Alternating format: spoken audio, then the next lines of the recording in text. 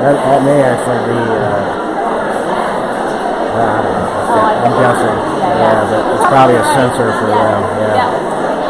That was a really nice event for yesterday.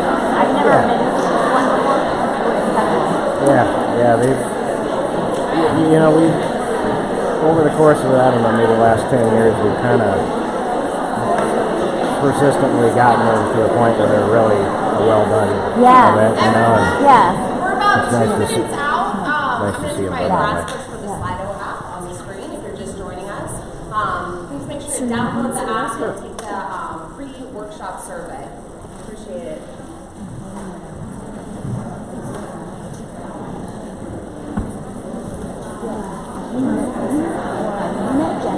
I know. Yes. Can I come sit next to you? Come sit with me. Yeah. Because I feel like we're. Who's the nerd at the front row? Do I worship just? Yeah. Oh.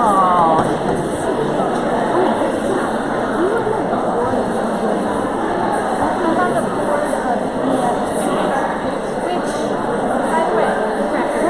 I volunteered for that before. I know you did. Coach me. And I was looking for some sort of opportunity to go back to the community. Yeah.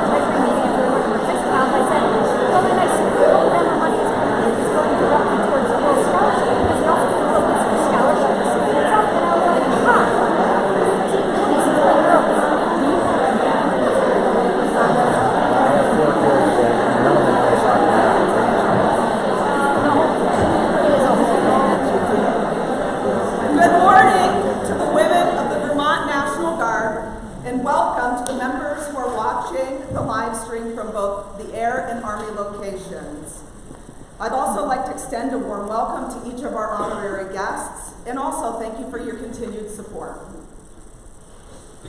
I'm Major Jamie Favreau. And I'm Major Megan Norwood. And we're going to be your MCs for this event. Thank you for coming today. I can't tell you how excited I am to have each of you here. There's no doubt that women of the Vermont National Guard have come a long way, and we want to continue moving forward in the future with positive changes. To do so, your voices need to be heard. In order to affect change, it's important for us to become part of that conversation. Throughout the day, we encourage you to not only share your ideas, but also share your experiences and your stories. I would like to recognize Major General Retired Martha Rainville, Brigadier General Gregory Knight, representatives from the Vermont State Legislature, Gino Sullivan, Linda Myers, Debbie Ingram, and Serena Austin, representatives from the VA, Dr. Laura Gibson and Celissa Waller, our honorary commander from the medical group, Sarah Byers. We would like to recognize Denise Casey. Finally, Carrie Brown from the Vermont Commission on Women. Thank you all for joining us here today. Before General Knight's opening remarks, I'm going to cover a few administrative notes for everyone. Bathrooms are located, if you haven't been yet, out the door to the left. They're on the right-hand side of the hallway. In case of an emergency, file out the door that you came in and then congregate out in the parking lot. Coffee is available in the lobby, and then lunches are also going to be provided to you when we go to our breakout sessions. We'd like to take a moment to recognize and thank the National Guard Association of Vermont for providing us the coffee and the lunches for today. If you haven't yet, please take a moment and visit the booth in the lobby. Also, for any new members who sign up today, they're going to do a drawing at the end. Actually, General Knight will pull the ticket for a $150 gift basket that they've donated. So throughout the day, we challenge each and every one of you to enhance and build your network. We want you to integrate with each other. If you're on the Army side, please talk to somebody from the air side. Get to know people outside of your sphere of influence and outside of your organization. Build mentors and also build friends. I know it isn't easy, but we ask you to please step outside of that comfort zone and make friends and mentors. Now, many of you know our Adjutant General, Brigadier General Gregory Knight. He has 35 years of uniformed service, 22 years of commissioned service, and 13 years of prior enlisted service. General Knight started his enlisted career with the U.S. Coast Guard, serving 6 years and separating from the service as a yeoman second class. Following his service with the United States Coast Guard, General Knight pursued a career in law enforcement, serving 4 years as a Burlington police officer, 7 years as the chief liquor investigator with the Department of Liquor Control. Concurrent with his law enforcement career, he continued his military career as a traditional guard member, serving 7 years with the Vermont Air National Guard as a security forces specialist. In order to obtain his commission in 1997, he joined the Vermont Army National Guard, serving 3 years as a traditional National Guard officer. He was then selected for active guard and reserve duty in June of 2000, and served in this status until his election as the Vermont Adjutant General. Please welcome the Adjutant General of Vermont National Guard, Brigadier General Gregory Knight.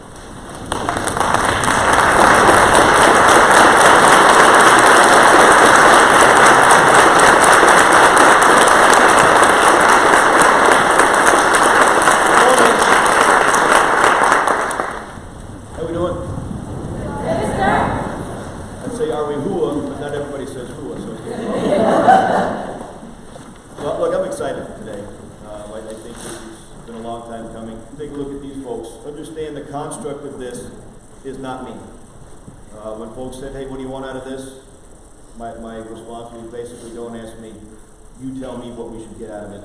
So what you see here today is a result of the hard work of those folks who put this together. So thank you for your efforts.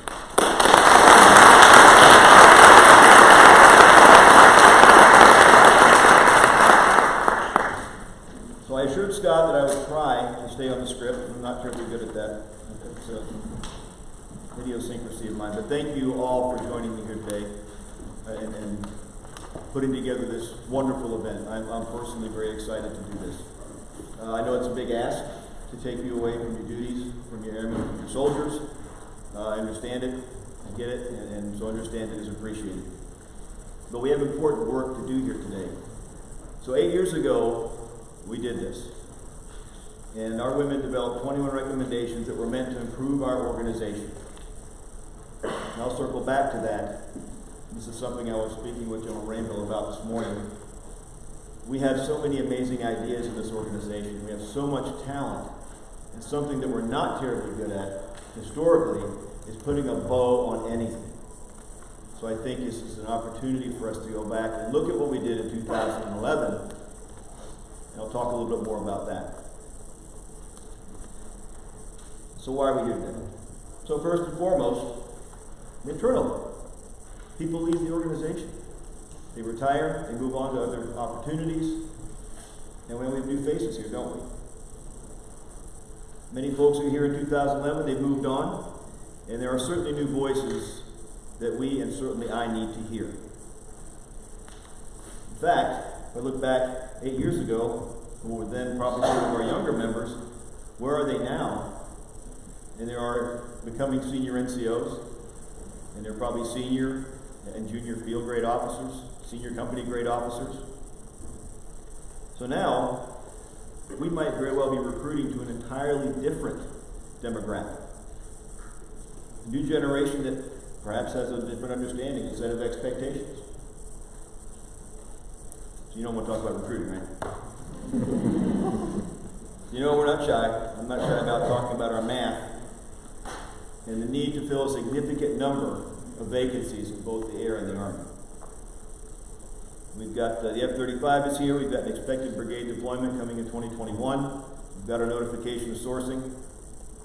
But when 51% of our population are women, we must recruit to that population.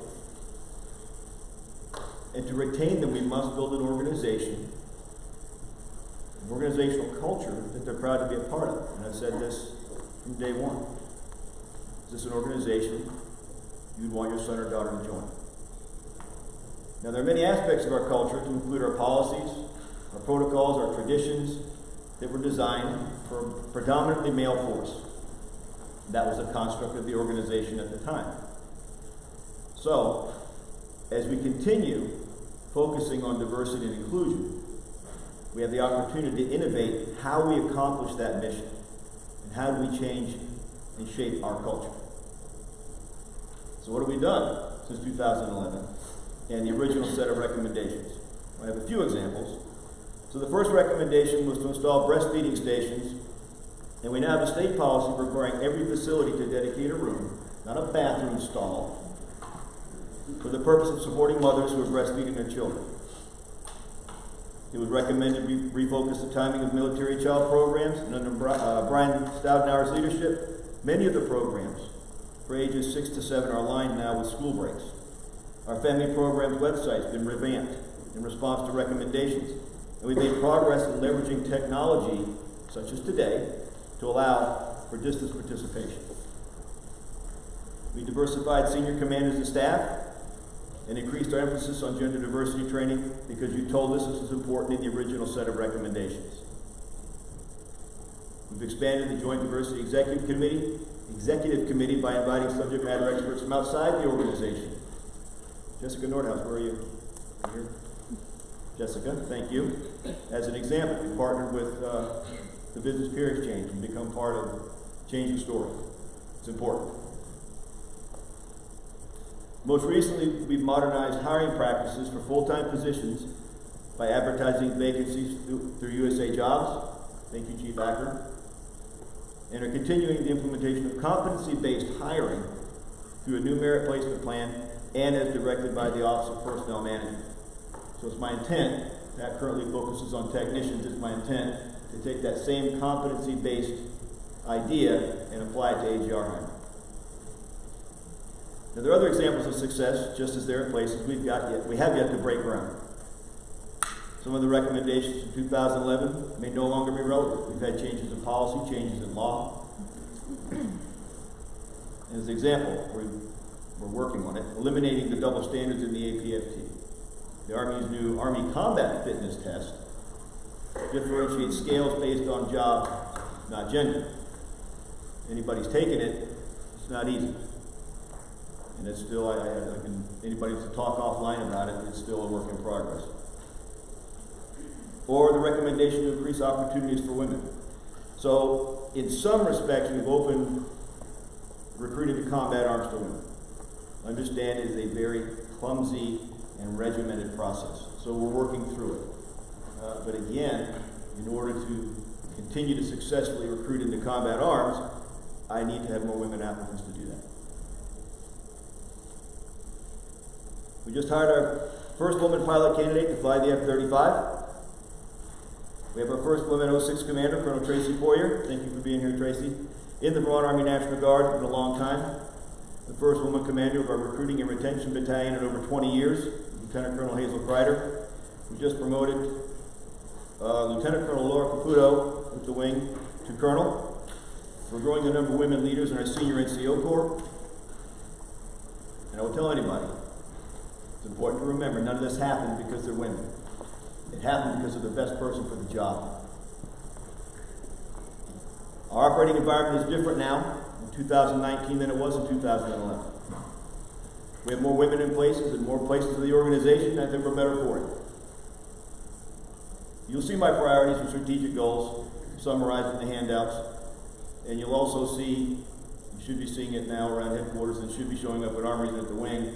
We've been, for the first time ever, since I've been a part of the organization, ma'am, probably since you ran the show, a complete revamp of the strategic plan. Instead of rehashing and pulling out the same boilerplate and expecting our soldiers and airmen to remember a lofty paragraph about mission statement and values, we're making it usable and practical so everybody can get it. But as we plan for 2024 and beyond, we have to take a fresh look at our culture. The day-to-day interactions, how we communicate, how we build teams, certainly how we treat our people, and how we provide for our service members and our policies and our procedures. We must sustain what we're doing well and always look for ways to implement that across the organization. Let's reinforce success, but let's also do that understanding we always have to strive to improve. So that's why I've asked you here today. So, how could I do this without asking women to be a part of this conversation? And I talked to some folks earlier. I understand that not everyone's a big fan of this. I get it. I also understand, as does General Rainville, sometimes you're in a no-win situation in this job. I'm not here to please everybody. I'm here to make decisions to make the organization better, and I hope that you will be a part of that. And if folks don't want to be a part of it, that's fine. But don't come crying to me when something goes wrong and you weren't a part of the solution.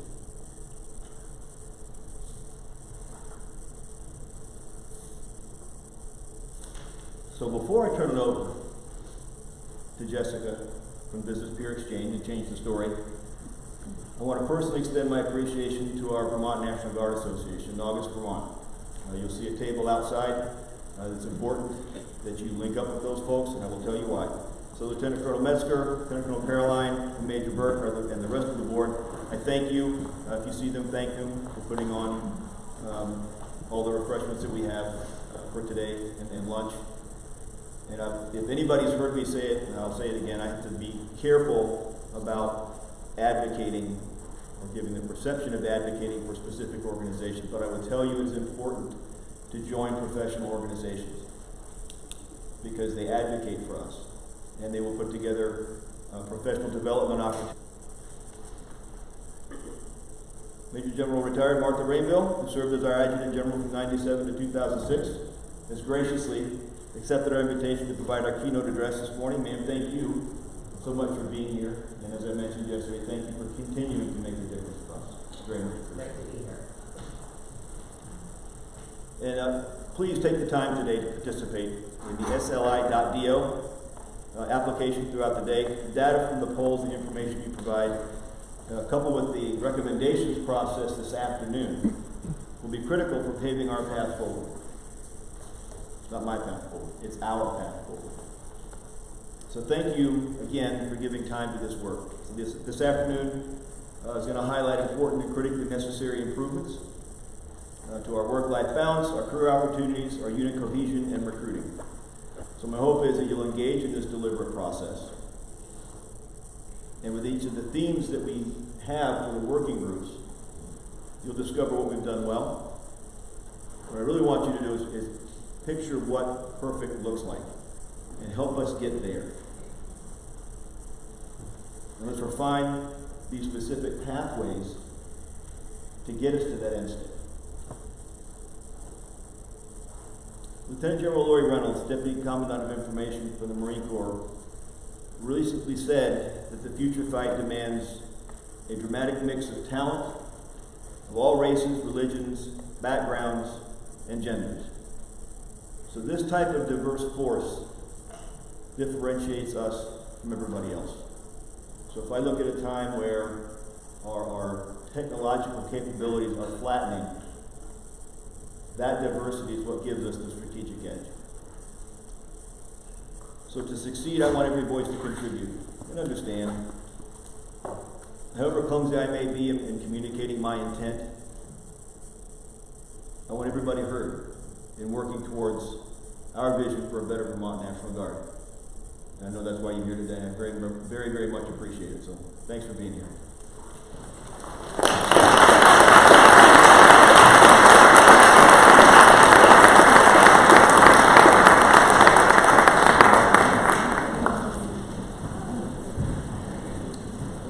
Thank you, General Knight. It's my pleasure to introduce our next speaker. And while I would love to just say she's fantastic and let it go with that, I think I owe it to you guys to give you a little bit of her bio so you understand her perspective and where she comes from in the community. In the spring of 2019, the Recruiting and Retention Battalion and State Equal Employment Manager initiated a relationship with the Chittenden County Business Peer Exchange in order to learn more about gender equality in the workplace. Through this relationship, we were fortunate to meet Ms. Jessica Nordhaus, who heads strategy and partnerships for Change the Story Vermont. Jessica is the owner of Gear Shift Consulting. It's a Burlington-based firm with a focus on education, politics and policy, and then system change. Most recently, she led city efforts to design the Burlington Early Learning Initiatives. Jessica's passion for empowering women runs deep. So please join me in welcoming Ms. Jessica Nordhaus to the stage.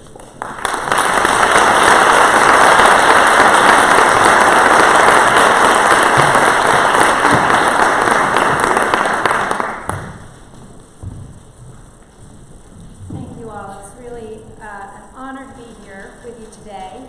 And it's an honor to partner with the Guard in changing the story for women and men in Vermont. This is our the second year that the Guard has been a member of our Business Peer Exchange. And so we're thrilled to be able to be here with you today and talk a little bit about what it is that we do.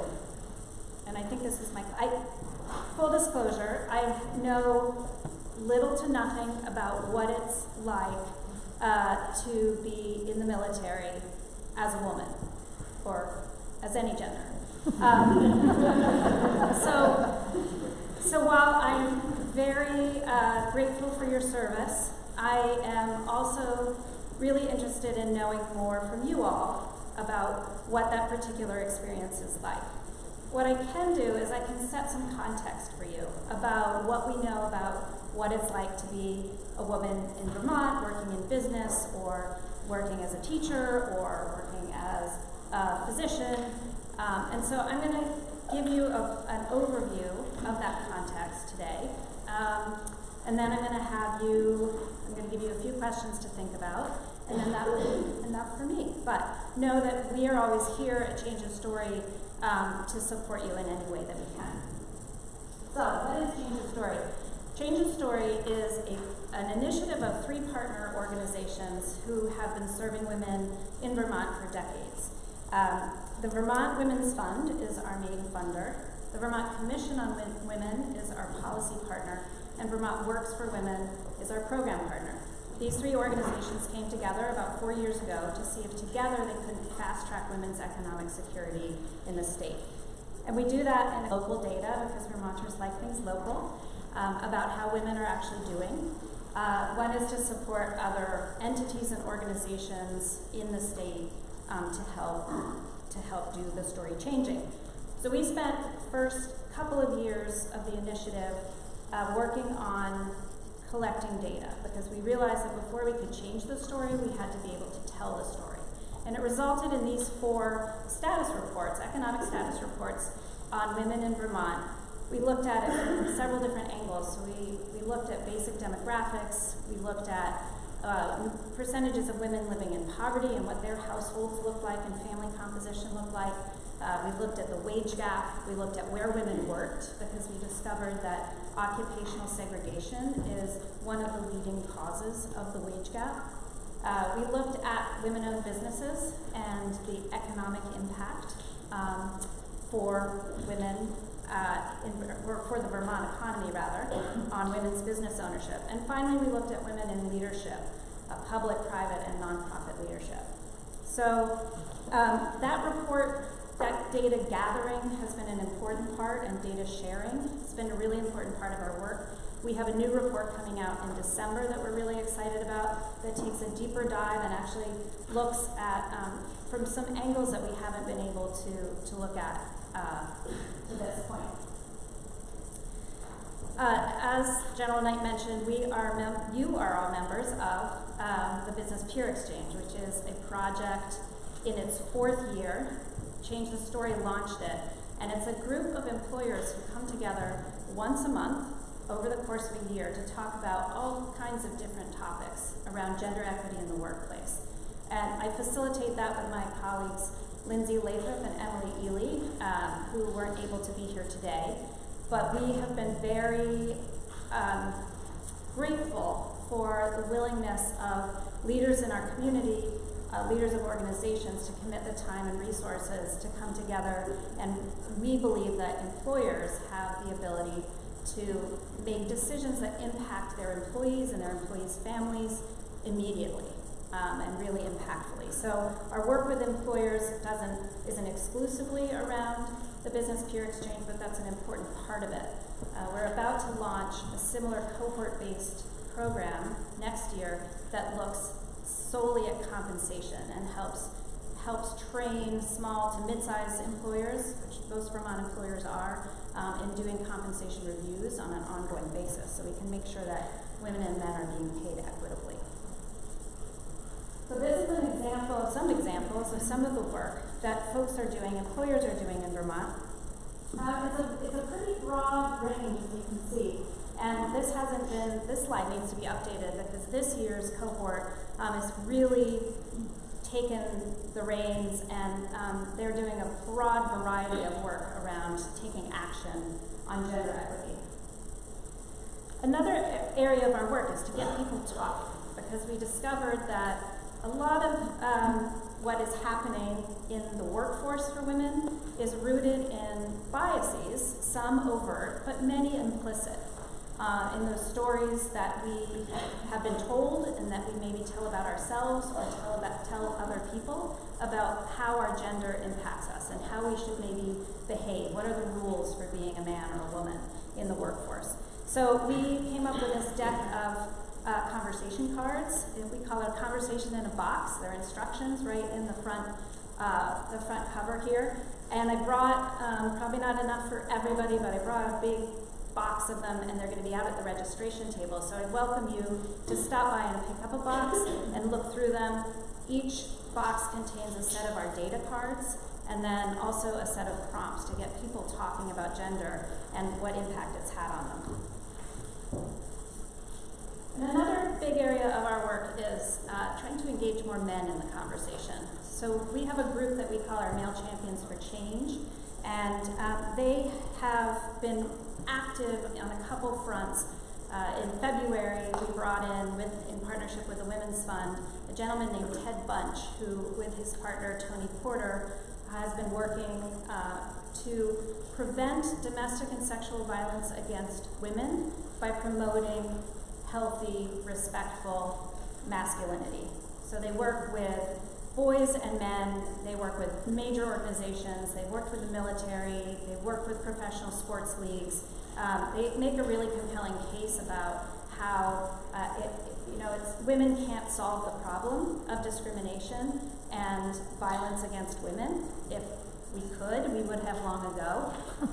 We need to actually work with the men, the very small group of men who are perpetrating that violence, and the larger culture that allows that to go on.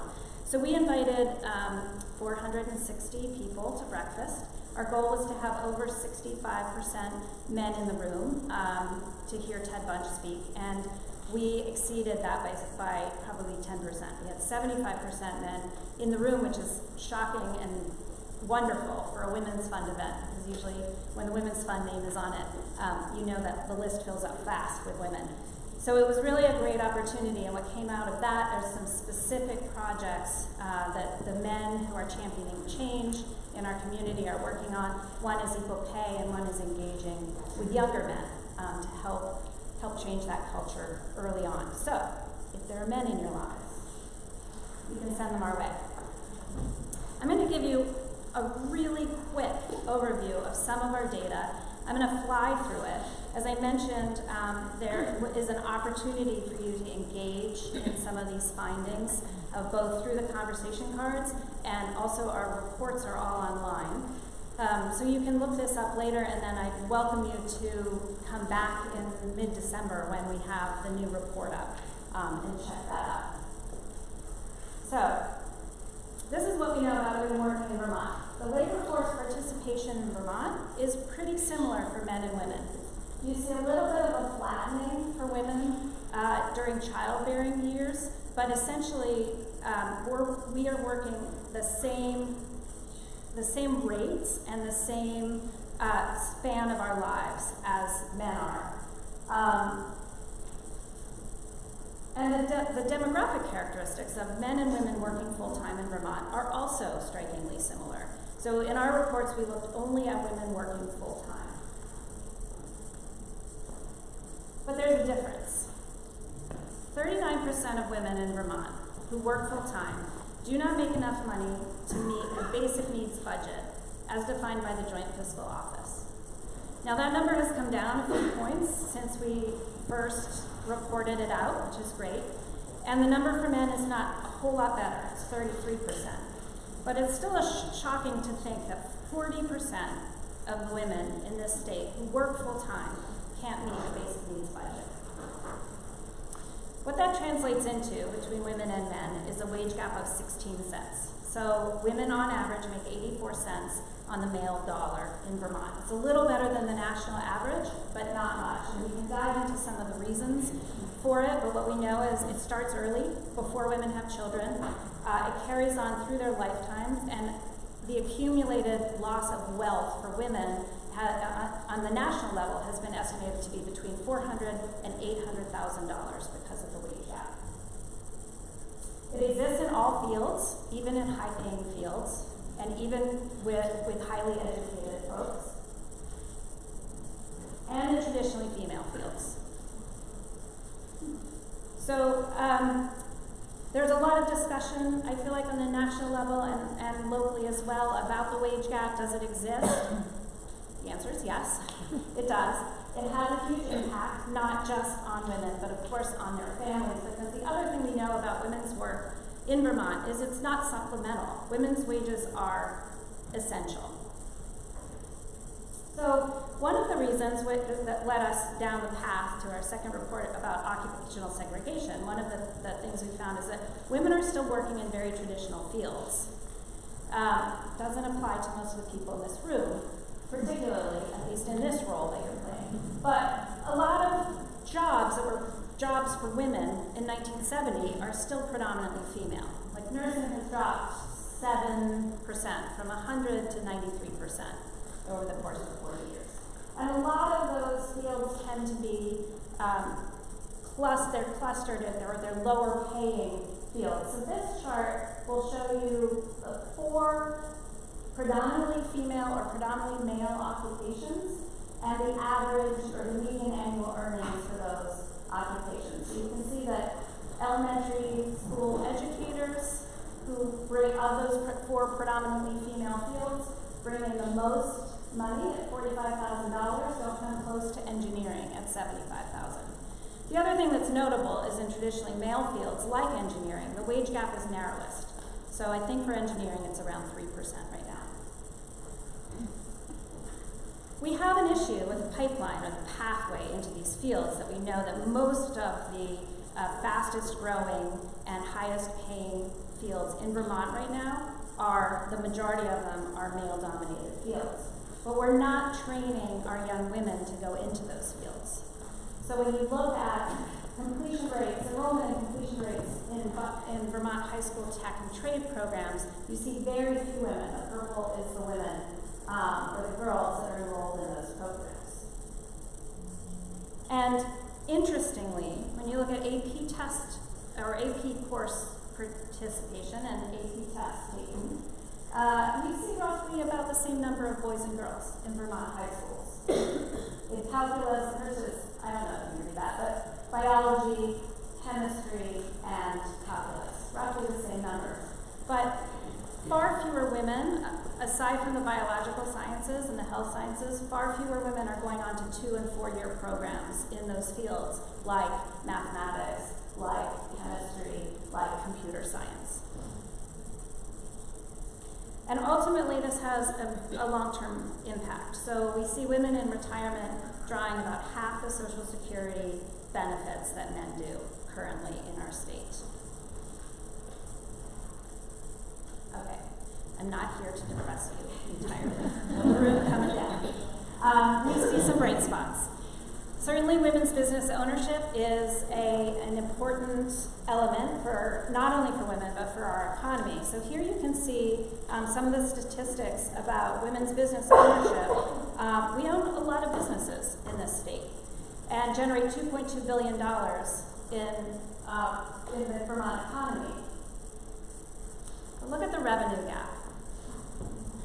Women-owned businesses on average bring in 19 cents to the dollar that male-owned businesses do. So our wage gap is 16 cents. Our revenue gap is 81 cents. This says nothing about the profitability of those businesses owned by women. Many of them are very profitable. What we do know though is that women own businesses at a lower rate than men do in our state, although we're starting businesses at a higher rate than nationally, which is interesting. But really, our businesses are smaller in size, lower in revenue. We employ fewer people. Many women-owned businesses are solo entrepreneurs. And women own businesses in those same fields that they work in, so in traditionally female fields, which tend to generate lower revenues. We did some modeling though, and if women own businesses at the same rate as men, and 25%, so 1 in 4 of those business owners hired just one employee, we would increase the revenue generation to $3.8 billion. It would result in over 10,000 new businesses and 5,200 new jobs. And then finally, we looked at women in leadership. And on the one hand, we're doing really well in Vermont. Our legislature, representation in the legislature has been at the highest level in the United States for quite some time. 50% of the House and Senate leadership are women, and almost 50% of committee members are women. And yet, we are the only state in the Union who has not sent a woman to Washington. We were beaten out by Mississippi last year, which makes me grumpy. And dearly as I love our delegation, that's not enough on our delegation. This is a bar chart that shows you the number of women elected to statewide office. We have 6 statewide offices in the state of Vermont. And since 1778, we've only had 11 women hold office. We have 1 right now that appears.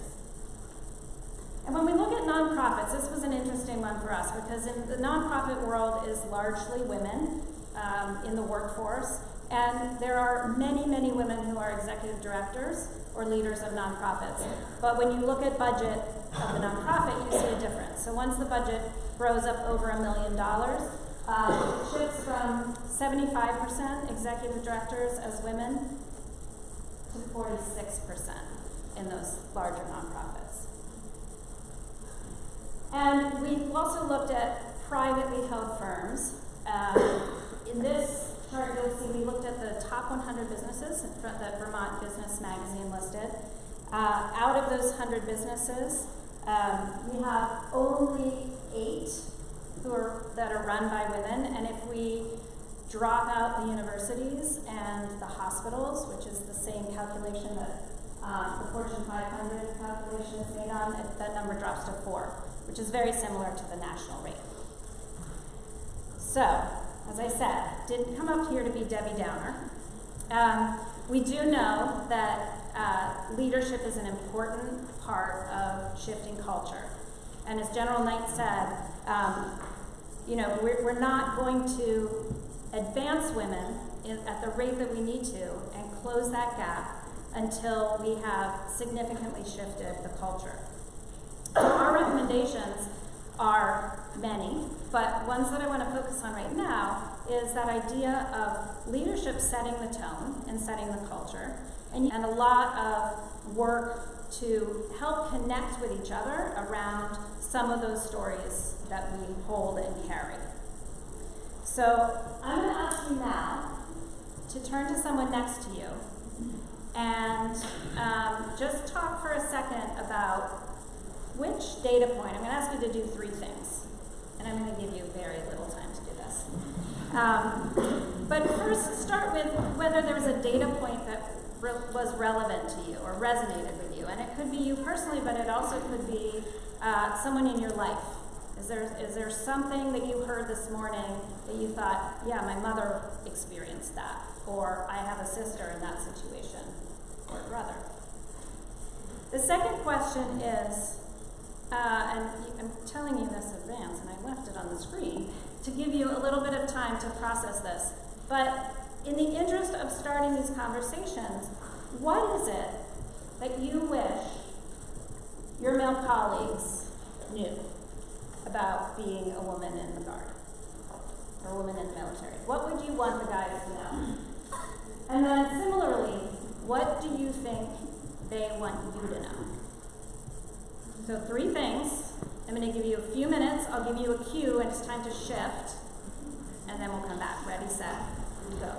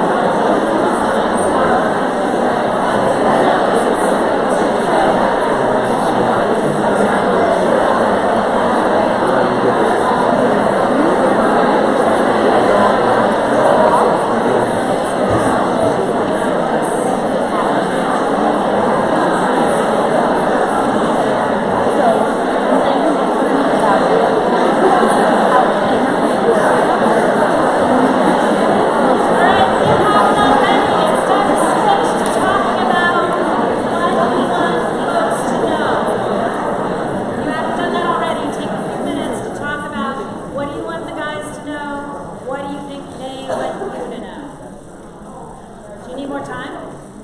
You done? You're so efficient. All right, well, let's get going then. Is anybody willing to share a little bit? First, let's talk about data points. Anything surprise you? You can shout it out. About the slide there? Yeah, about the data that we... I was talking about what surprised me of the nonprofits, where it's a lesser dollar amount, the women are in charge, but when it's more money, the men are in charge. Yes. To me, I was like, oh, really? Oh. Right, so the disparity in nonprofits once the budget gets up I over knew the... about the wage gap, but Right, that is surprising. Often we see too, if a male comes in and takes over leadership of a smaller nonprofit, you'll see a title shift. I don't have any hard data on this, but anecdotally, the title will go from executive director to president. And you know, that gets into a lot about negotiation. You've probably heard about, there's this narrative that women don't negotiate as well as men do, or as often as men do. Women negotiate their salaries absolutely 100% as often as men do. They just aren't as successful in those negotiations. And that's where a lot of that implicit bias comes in. There's good research that shows that the minute a woman starts negotiating her salary or her contract, her likability goes down, her perception.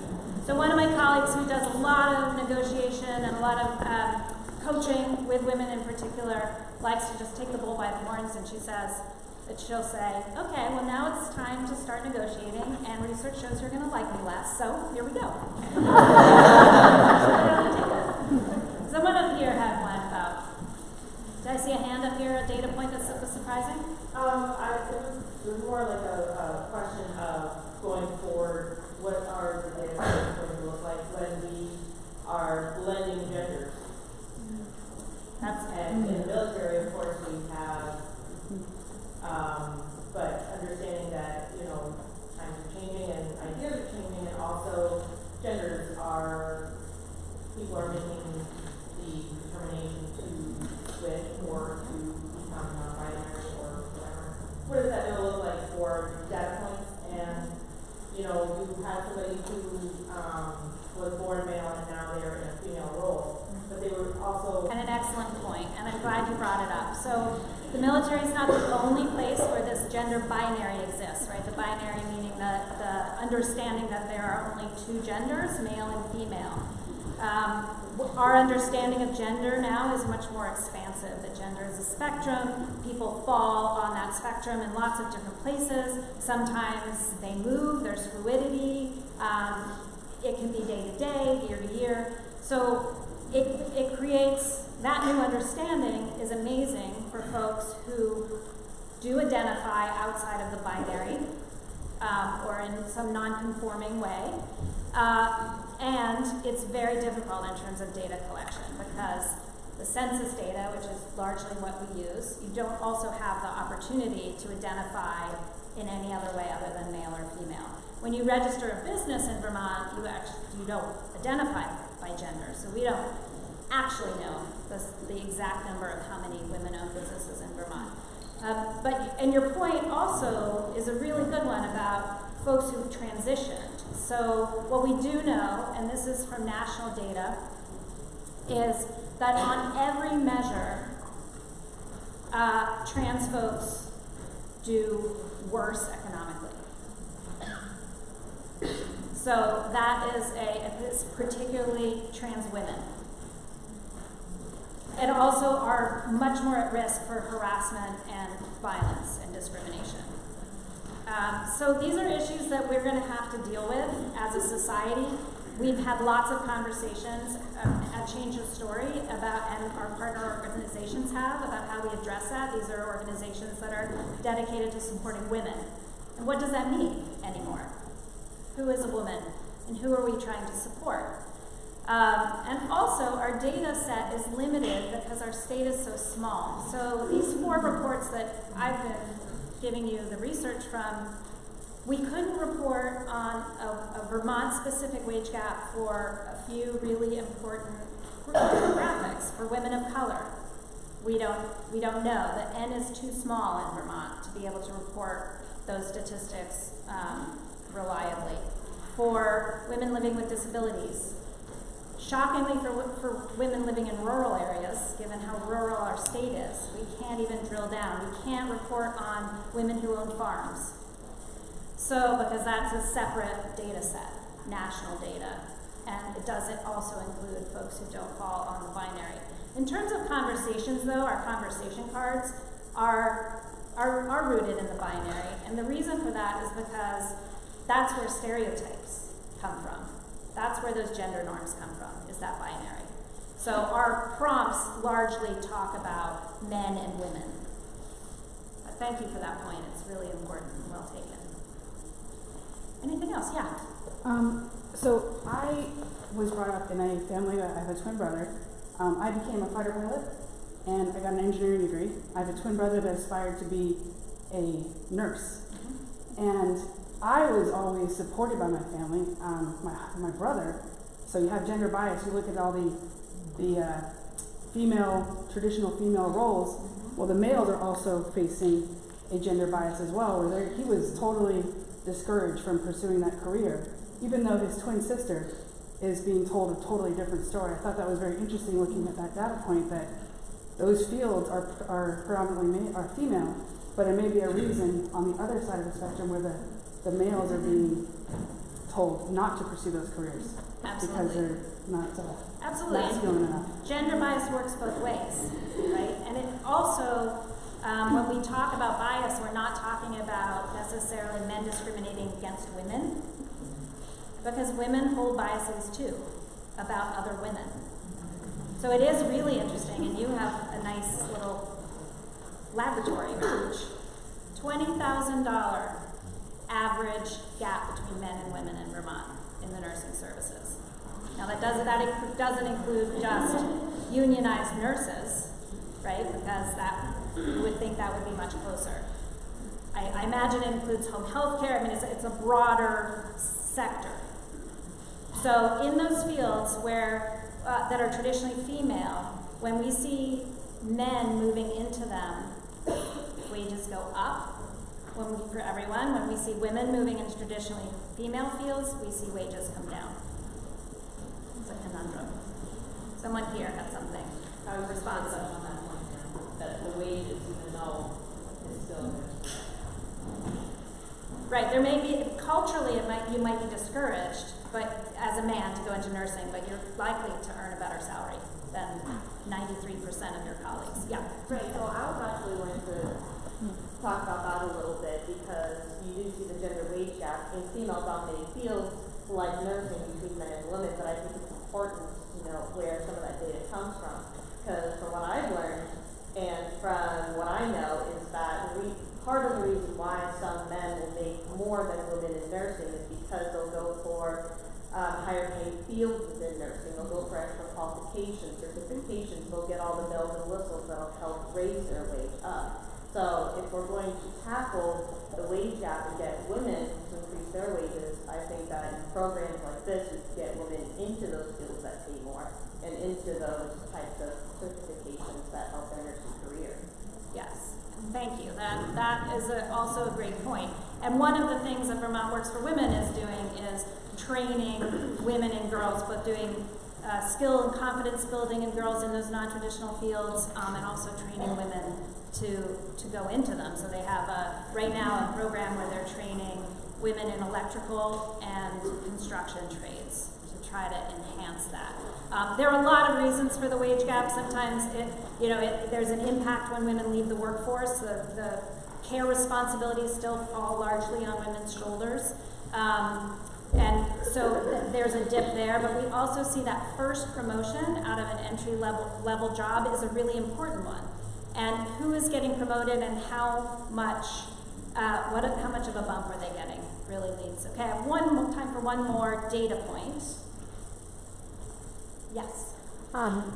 We were shocked, well, not shocked because it's completely understandable, by the trade school enrollment in high school. Yep. And we just mentioned that there needs to be a way to tell young girls in high school that they can do it, and they don't have to be so terrified to go do heavy construction with all guys, because we are doing it too, and they can as well. And that would probably... You are in positions of leadership, and you are excellent role models for the young women in our lives, right? You can't be what you can't see. So the more visible you are, and the more you're engaged with younger women and with girls and with boys, right? Because boys need to know that women can do these things too. That's really important and really valuable. Thank you. Okay, I want to hear, if you're willing, maybe 3 things that you would like your male colleagues in the Guard to know. If anybody is willing to share that. Thank you. This one's going to be interesting because my boss is right next to me. So. I'd like to start out by saying that I've served now for 27 years, and for 25 of it, I did not enjoy gender conversations, because I always felt like if you really worked hard and became the best in your job, you would succeed. And what I would really like male colleagues to know is that now I do feel like I have gone through sort of an enlightenment or an awareness that biases do exist, but we understand that they're not intentional, and they're not malicious in nature, and there will always be a bad apple, right, in the basket where there really is overt bias. But the majority of the time, it is unintentional in nature, but it is an intentional action that stops unintentional behaviors. So I really appreciate you being here, sir, because it's an intentional act to help further, the opportunities for women. So thanks. And that's me totally ass kissing, so I expect it. We'll check back in with you. Absolutely, and I would extend that to all of the men who are here. It's important that we have these conversations together. Thank you. Yes? So that leads me to what I wanted to say. While it's great for us to be here, we already know most of the statistics that you showed us, because we live those statistics. The people who really, really need to be here are some of our male leadership who have unintentional biases, who are just uneducated. Not that they don't try to be, because they do. The Vermont National Guard, at least in my 11 years experience, has been one of the most equal places I've ever worked. But there's still areas where everyone needs improvement. And it's just like if you always take a half step, you're never going to completely reach where you need to go, but you're always just incrementally closer. And that's good. We should always be working towards something, but we need to bring more males into this conversation. We can't just be a room full of females, because then we're just talking to each other. You know, it's circular. Right. Thank you. Do you have some ideas about how that might happen? Inviting more males to this event. Next year. I think the leadership committee got that message. And there was someone over here. Maybe not. Change your mind. Anyone else? One more? Yeah. I just think it's important for our male counterparts to know that we have to do 5 times as much to get considered for the same promotion. They're going to go with a job. I don't think they stop when we tell them that, but they really don't understand that. We have to have all those certain certificates or whatever, but on top of that, we gotta be excellent at this, and this. They could fail a PT test and we could get 90s on all of ours, but just because they're male, they're going to be considered first, or I shouldn't say first, but they're going to. I don't know how to say that. So you feel like you'd like them to know that you feel like you need to prove yourself. It's not, above and beyond. Way beyond, but I have leadership, female leadership that, they excel everything, and I feel like they work a lot and do a lot, and they're very participant in what we do on a day, even with the men, and not to call any male out, I hate doing that, but I don't like calling them in. Yeah. So, and it frustrates me because, I don't want to stay stagnant, but it's tiring. Yes. I have to keep doing that. So. Okay, so you brought up a couple good points there. I think the fatigue is a big part. I see some nodding there. It's not going to surprise anybody that you are in a traditionally male field, the traditionally male field, arguably. And women, we hear that from women in many fields. So so you are not alone in that need to prove yourself. You have a little special twist, I think. Great, and one more? Okay. So I agree with you on most parts. It's not necessarily because they're male, but this is the smallest shop I've ever been a part of. I've only been here for 4 months. But prior to this, my smallest shop was 8 people, and I was one of 4 females. So it's not necessarily that the men are just men and that's why. It's just that if you have 17 E3s that are all blonde hair and blue eyes, and one of them's late, you're not going to remember which one it is. But if you have 2 females and they're talking together, even if it's about work, the assumption is that it's automatically gossip. So it's just because the one person is different that you see everything they do. And it's harder in that situation because everything that I do now is under a microscope, whereas the 17 blonde hair, blue eyed airmen, which one was that again? I don't remember. So their mistakes can be easily looked over, whereas we'll be held to a higher standard because it's harder to forget our mistakes or our humanity, just because it's so on the front all the time. Thank you. So there's some good research that on leadership boards and decision-making bodies, that you need at least 3 women, 3 people of color, or 3 members of an underrepresented group in order to impact decision-making. And what we do know is that diversity of all stripes enhances decision-making. So 1, you're tokenized. 2, you can't differentiate, right? Maybe if you say anything, it's because you're the woman on the board. But when you get to 3, then you have a more representation and more ease. Now we're talking about smaller groups, so you can grow that when you're looking at 80 people. Okay, does anyone want to share? I don't want to run over time, and I have a couple more slides. But does anyone have a burning need to share something that you think that the men want you to know? Yes. I have a saying that helps me in my life, that helps me with in my family and my marriage. Oblivious is not malicious. So with this unconscious bias, I feel like these the men in this situation, they would want you to know that they're not trying to be malicious. It's unconscious, and it's oblivious is a negative term to use. Like oblivious means like you're accusing them, but really they're just not intending for that to happen. It's just like you said.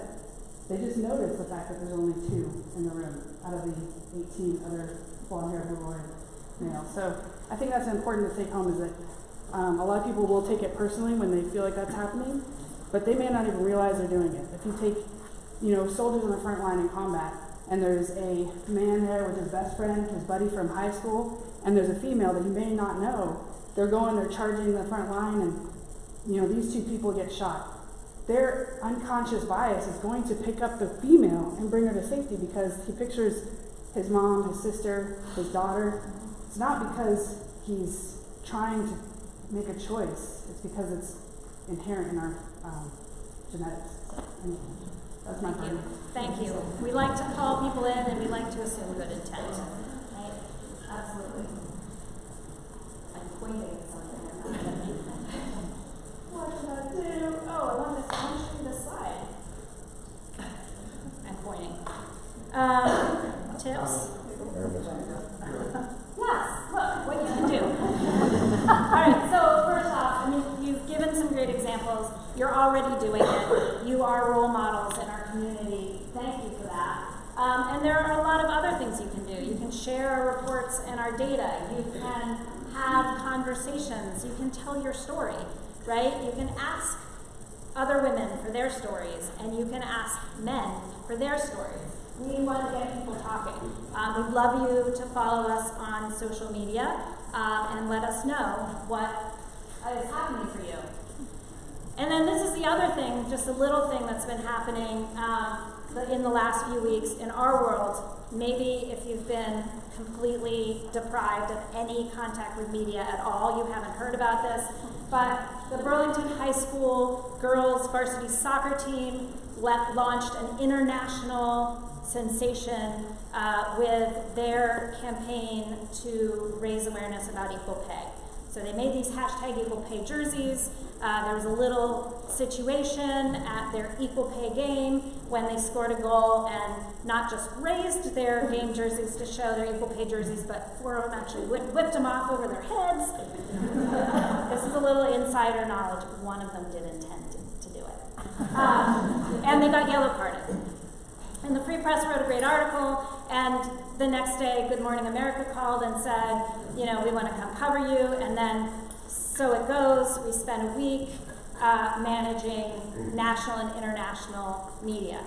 And the amazing thing for us, partnering with these young women, the amazing thing is we have been privy to not only working with them and hearing how clear and how deep their messaging is around this, they don't work full-time yet. They have not experienced the wage gap. And it is so important to them that they know. It is so important to them that we close this gap. It's so important to them that we all hear that it's important to them. It's absolutely inspiring. It still gives me goosebumps. Full disclosure, I have a kid on the team. Even if I didn't, it's astonishing. And we are also hearing the messages coming in about, you know, you've inspired me. We're hearing from people who played on the very first girls team at BHS. We're hearing from people who were D1 athletes. There's a woman running the New York City Marathon tomorrow who's raising money for them. She's running in an equal pay jersey. All of their money that they raise is going to increase girls' access to sports, particularly girls who can't access for financial reasons or otherwise cultural reasons, who can't access sports opportunities, and it's going to go to efforts to close the wage gap. So if these girls can do this, we can do something, right? All right. Thank you so much for your time. I'm sorry I ran over a bit. If you do have questions, we are just a step away. As members of the Business Peer Exchange, you also have the opportunity to log on to an online course and access some of that material and the curriculum that we use. So check in with us if you have questions around that. And I hope that you will stop and pick up a deck of cards and have a conversation, and then let us know how they went. All right, thank you very much.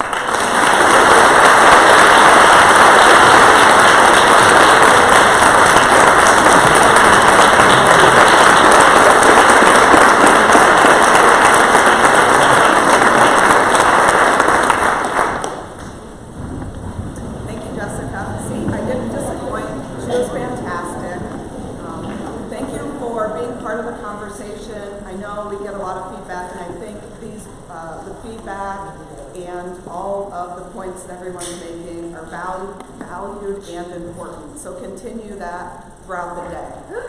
At this time, we're going to take a short break. Please be back in your seats for our keynote speaker, Major General Retired Martha Rainville, no later than 10:20.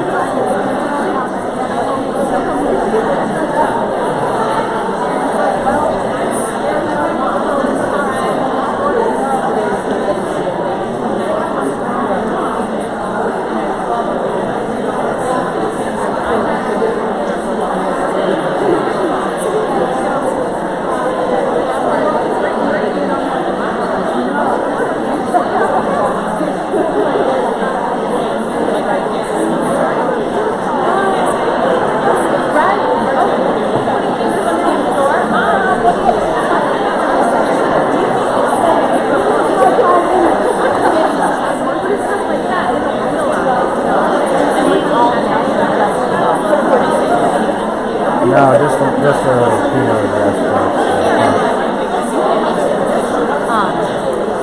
I'm curious if towards the end of the day, well, ads in general, they get something like that. I don't know what he's set for methodology, or maybe something, who's maybe responsible for the capture of them. I'm not real sure with all of that. do you come from a data background? I have an aerospace engineering degree, and a master's in business for what's that for. But I went through the Lean Six Sigma program, so that I must have been out of mind, you know, that's the stuff that speaks for itself. I want to get with her and talk to her about her data, you know, because I've had on the Vermont Air National Guard side data presented, and I'm like, that's not complete. I can't act on something unless I know it's complete. I know about all of the possible factors that could bias that. And so I want to go with her on that. And not to say that it isn't obvious there's a problem, but you know, when somebody stands up and says, the first time somebody stands up and says, these are the numbers, and then somebody asks a question and says, but what about this? And that it wasn't factored in. The credibility of it just, suffers as a result. Yeah. And I love your question on it. So, okay, well, why? And then, the other question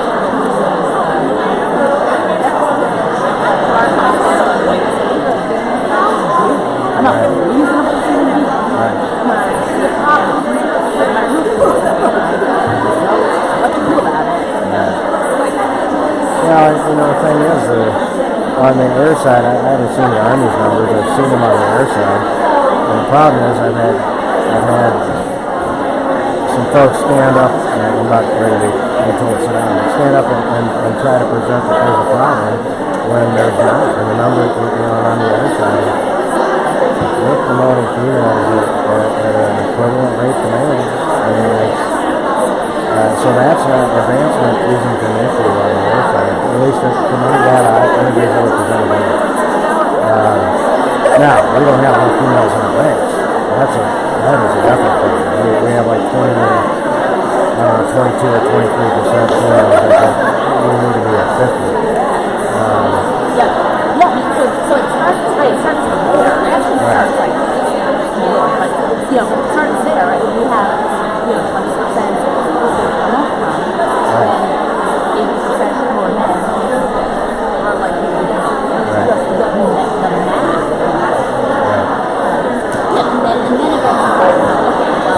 well, what would it take, if anything, not assuming, what would it take if anything for what does your to look like? How do we access that character? Right, that's right. And what does that look like? Yeah, I can't really figure that out until you ask. The other problem that we have is, when you get to the upper ranks, like colonel, just as an example, I think we have, I don't know, maybe 8 colonels tops on the air side. I think it might even be less. 7 maybe. Total. Yeah. The entire Air National Guard, Vermont Air National Guard. We can't, in my opinion, afford to do anything other than hire the best people into those positions. I'll take all women if that's who's the best people. Because there's just so few, and there's so good across the organization that we can't afford to do anything other than select the best qualified people. But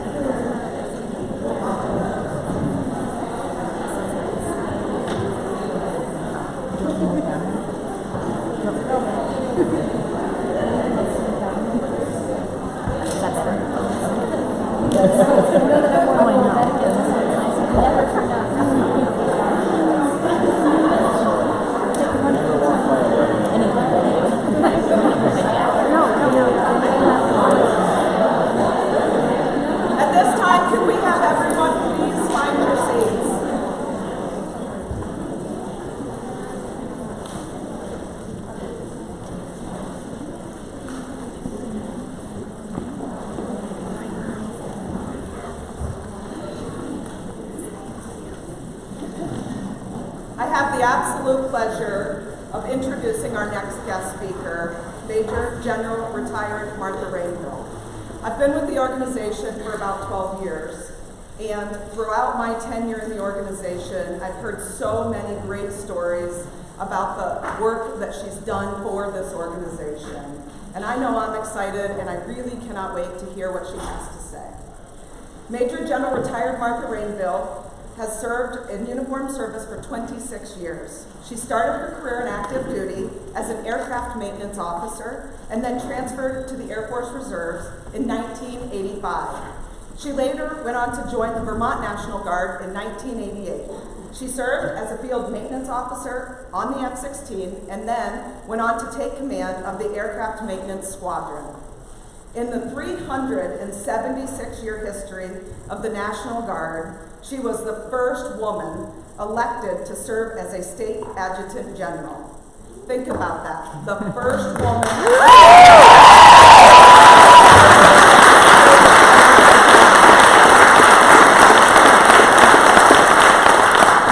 Fortunately for us, it was in the state of Vermont from 1997 to 2006. She then went on to become the Assistant Administrator for the Federal Emergency Management Agency, where she reported regularly to White House and Congress on alert and warning programs. Currently, General Rainville is the Chief Operating Officer for Civil Support International, where she has the opportunity to advise on services to government agencies and private contractors related to military sales, homeland defense, disaster preparedness, and crisis response. Please join me in welcoming Major General Retired Martha Rainville.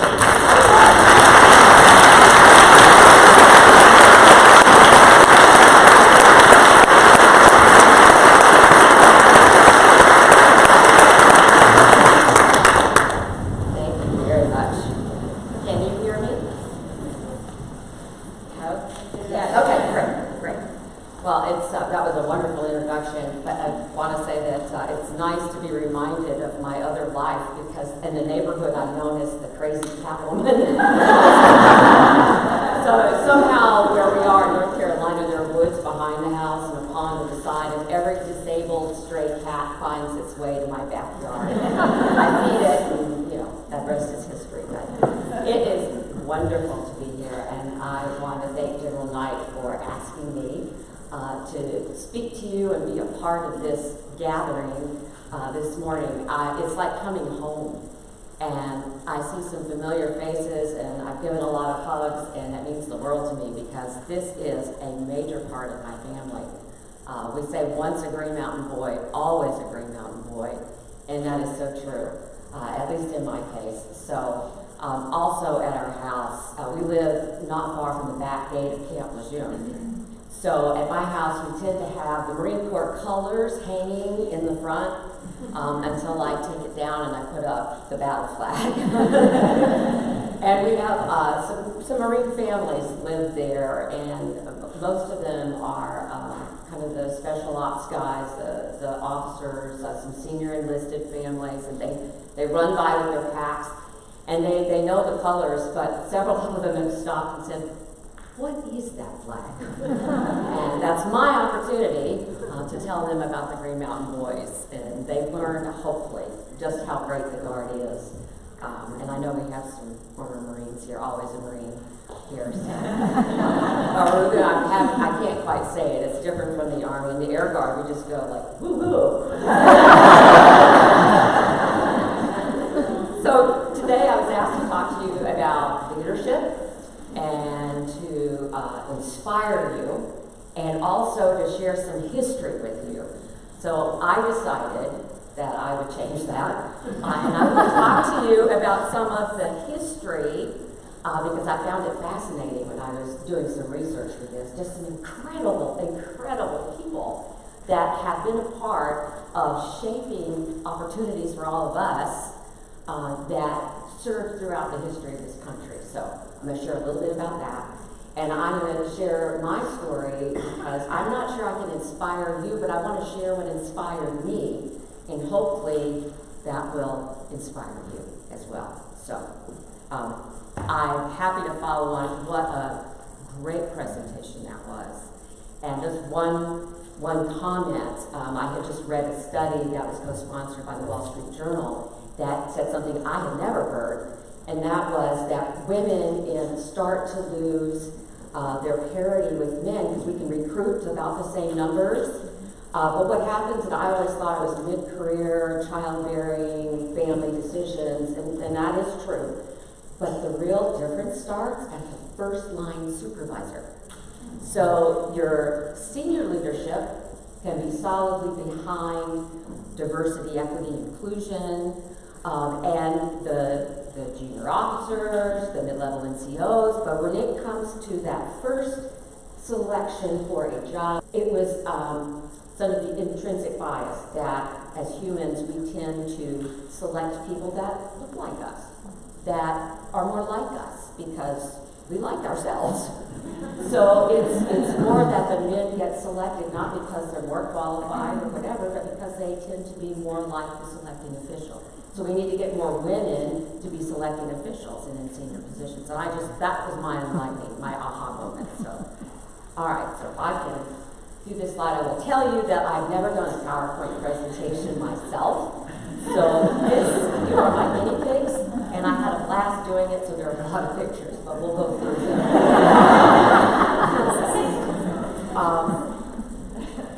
I think, before I start, that we inspire others, and I was inspired by people who set the example of a good leader.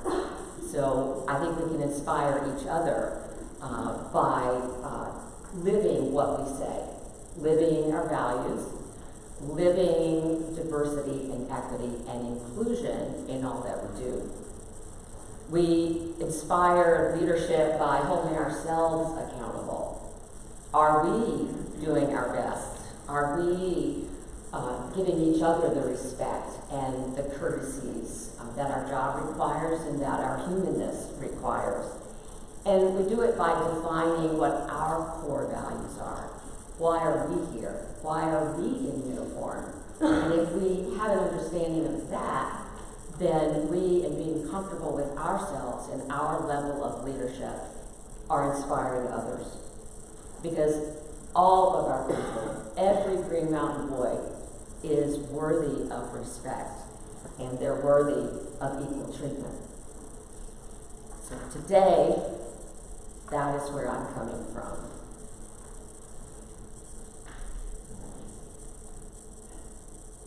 It's personal. It's always been personal to me. What I did, my service in the military, and certainly as the Air Guard in maintenance, what a great place, and as Adjutant General. But I started as a Navy brat, and my dad retired to a small town in Mississippi where my parents were both from, and they taught me all about hard work and gardening and honor and integrity and all of those things. But in January of 1970, I went to OTS after I graduated in June. I loved teaching, that was my degree, but I wasn't ready to settle yet. And I felt there was something else. There was something else out there for me, and you may have that same feeling. And being in service brats, I thought of the military, and when I talked to the Air Force recruiters, I got so excited. And that's one of the few times in my life where a decision was like right, and I knew it was right in my bones. And my friends were appalled. They said, we're not going to be able to write you, you're not going to be able to ever come see us. And I said, no, that's not it. Let me do this. But the Air Force was putting women in non-traditional fields on purpose then. So my recruiter said, just check needs of the Air Force. And I did, and I got put in aircraft maintenance. And, you know, I had grown up halfway on a farm, and I knew about driving tractors and pickups and changing tires and how to change the oil, because my dad wouldn't let us get a driver's license until we could do those things. But I was not mechanically inclined. But what a great field to be in. And wherever I was the only woman maintenance officer they'd ever had. And that came with a lot of challenges, but it also came, for me, with just a lot of opportunity and not sitting behind a desk and you're out on the flight line, you're where it's at. You're at the mission, the core of the Air Force. So I really loved what I did on active duty. And I see entitled coping skills, things like ignore as much as you possibly can when it comes to people that are trying to put you down or hold you back, or they're just being themselves, and there's intrinsic bias, there's also overt bias that happens, and that did. But I also learned how to navigate through that at that time, and I know that you are all at different, particularly when all your bosses are kind of part of the same gang. But I did learn to do nothing to kind of expose myself to any more of it than I had to take. But I found for me, and this is in maintenance, if you worked hard and you stayed focused on the mission and you treated other people as well as you could, that after 6 or 8 months, they would start to see you more as a maintenance officer and less as this girl who came in from college, and now she's going to tell us what to do, and she doesn't know anything. So it took a while. But my coping skills for me were survival skills at that point. And I'm hoping one day we don't have to have those survival skills for any of us.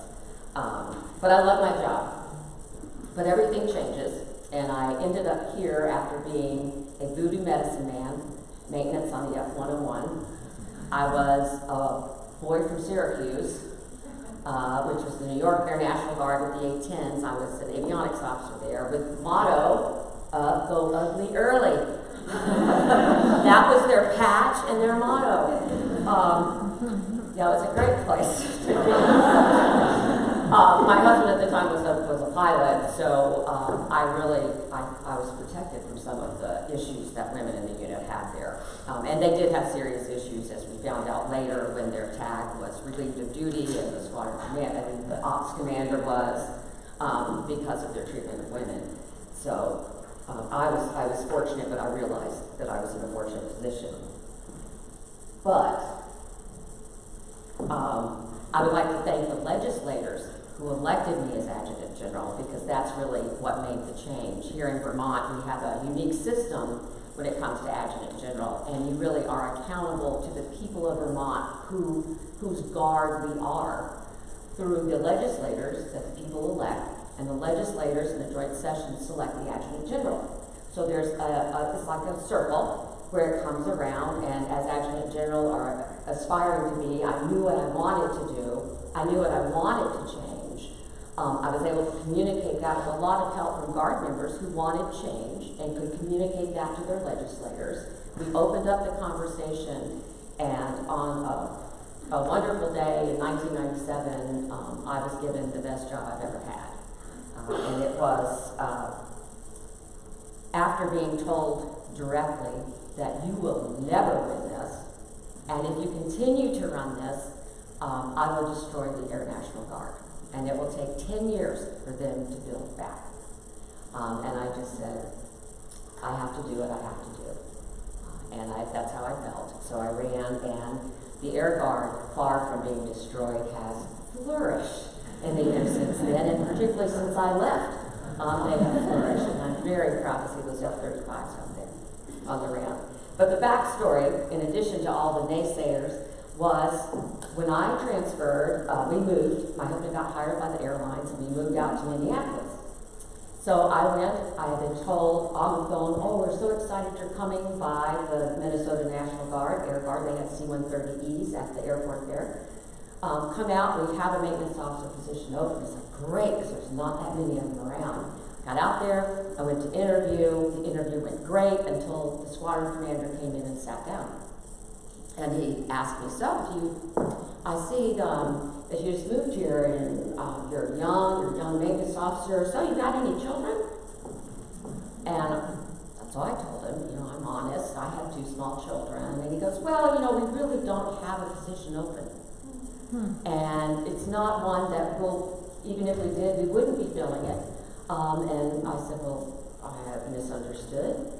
And he went on to explain that it just wouldn't have worked anyway if they had a position open, because as a young mother, I would not be really available for deployment.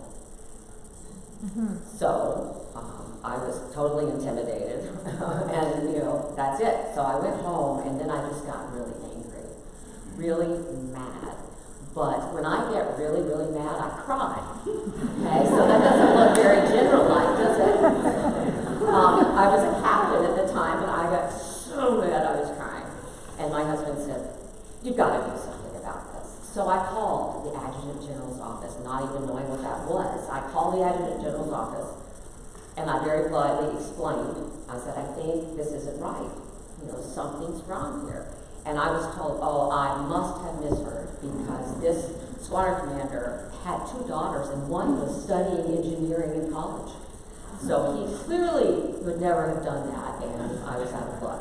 So I went to the reserve on the other side of the airport, the C-130Es, had a great 4 years there, learned a whole lot that prepared me to be a squadron commander and an adjutant general, and it all worked out. I get elected. I go to my first adjutant general meeting in Oklahoma City. There, sitting in a Minnesota adjutant general slot, was that squadron commander.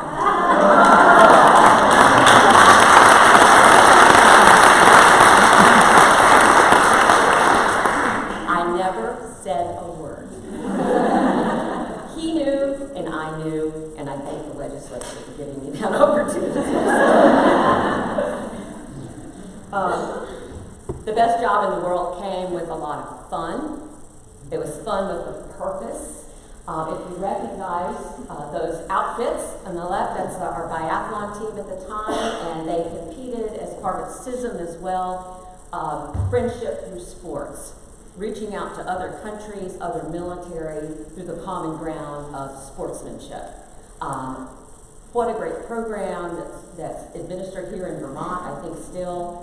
I was proud to be a part of it and proud to visit the teams when they were in Italy, I think is where it was. On the other time, we also started a Guard versus State Trooper hockey game for charity, raise money, a lot of fun, but fun with a purpose, and our purpose always aligned with our values. And that's what makes it even more fun, and is so important, I think, to all that we do, and how we are leaders in our communities. If your personal values align with your professional values, and you align your actions with those values, then I think there's really no limit to what you can do and the good ideas you can have. It wasn't all fun. I went to the coldest events. I also went to some really hot areas, and hot in a lot of ways. After September 11th, all the things we had been doing, the intentional strategic planning, strategic training, the preparation, the integrating training as we could with security forces first between the Air and the Army, our joint response to disasters in the state that really had not been done before, bringing in civil engineers from the Air Guard for the first floods, all those things, because they were the right things to do, helped us prepare for when the Guard was asked to deploy far from what the model had been. As a strategic reserve. We became an operational reserve, and from being a brigade that was going to deploy last, we started sending people almost immediately from the Air Guard security forces to a number of others to Afghanistan early on, some individuals, some units. But we had built up family support, and we really supercharged that. We established a charitable foundation. All these things were new, and we were putting this together. But again, it was the right thing to support our troops. I couldn't be there for them when they were active duty, but I could be there for their families. So I said, okay, the active component has you now, but you're mine when you come back. And I'm going to make sure that you come back as well as I can. To strong families and to communities that will support you. That's a journey. That's an ongoing journey. But responding as we did to the war on terror then required the talents and the time of everybody in the Green Mountain Boys. Women, men, all AFSCs and MOSs. It was a joint effort that allowed us to be so successful. And I think the lesson I learned from this is when you go into any mission, whether it's securing the airports after the bombing of the towers, whether it's having a frontline jail, basically, on the eastern side of Iraq, you have to understand your purpose as well as your mission. And you understand the mission, that's given to you in the commander's intent, it's given to you in your orders, but in your heart, you have to understand what your purpose is there. I knew what my purpose was. I felt that I was put in my job at that time because this was my calling, and to build up families and to train soldiers and to train airmen and support them and be flexible and try and do whatever possible that I could do to help them get ready to deploy and to help their families cope when they were gone. So we worked on that. We also built a network of volunteer mental health providers, and again, this is Vermont, and I think the response here was so more personal than in the other states, because mental health providers around the state began to volunteer their time, and Colonel John Cochran, for those of you who know him, was the key to making that happen. This was before there was much attention by the Army or the VA in really taking soldiers back, and he and the state surgeon and my beloved Command State Master Sergeant Mickey DiTilio, all were Vietnam veterans, and they came in my office and sat down and said, we are not going to let happen to our Green Mountain boys what happened to us when they came back. And I just said, just tell me whatever I can do, whatever I can support. And they led the way on these initiatives. So know your purpose, folks, in addition to your mission. That purpose and mission come with a price, and we have to know how we're going to handle that. The relationships that we had been building with families, with legislators, with the state, with our communities, and with the news media, we really came to lean on those relationships at this time. Because we're a family, because we're a guard, where people don't PCS, we get to know each other, and it is personal. And when I was adjutant, we lost 11 soldiers in about 18 months. And that's devastating to us, to their families. And I can remember, I don't usually talk about this for myself, but I was asked to, so I can remember getting a call at night from Colonel John Farnham, who was the one, and he told me that we had lost another soldier, told me who it was, and he was headed in, and as soon as we could, we get the team together, and I hung up the phone, and I just thought, I can't do this. I can't face another family.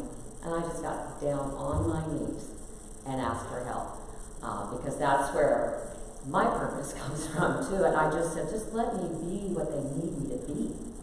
You know, let me say what they need to hear, and let me represent their fellow soldiers and airmen. And we made it through. We made it through because we were a family and because we were a team. And it's tough, and it's still tough on those families today. So don't ever forget them. Don't ever forget your purpose or ever forget those that have gone with you and before you. So by that time, it was 2005 into 2006, and I decided that it was time for me to move on. I ran for Congress. Some of you know that. But I did it because I still wanted to serve. But I was at a point physically, mentally, and spiritually where I was tired. I was burned out, and I didn't even realize how much I was at the time. So I will tell you, take care of yourselves and be aware of yourselves. We had traveled, Mickey and I had gone to Afghanistan, we've gone to Iraq a couple of times, we've gone to Kuwait, we've been to the Balkans visiting soldiers, we've been out there. We lost one soldier about a week after I'd come back from visiting his unit and sitting down with him and his other 20-year-old squad and talking to them and getting them matched up with email pen pals with my daughter and some of her friends who wanted to send them emails, and then we lost him the next week. I was burned out.